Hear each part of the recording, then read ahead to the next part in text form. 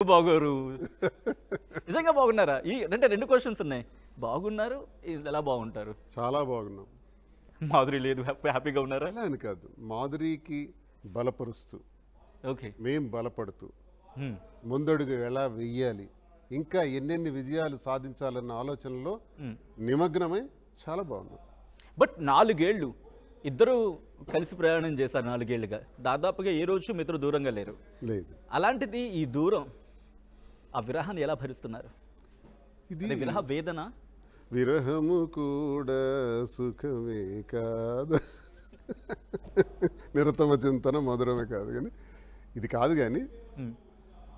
ఒక జీవితంలో మనం విజయం సాధించాలనుకునేటప్పుడు మన ముందు చాలా టాస్క్లు ఉన్నాయి, టార్గెట్లు ఉన్నాయి లైఫ్లో. అవి సాధించాలనుకునేటప్పుడు కొన్ని అడుగులు వేయక తప్పదు.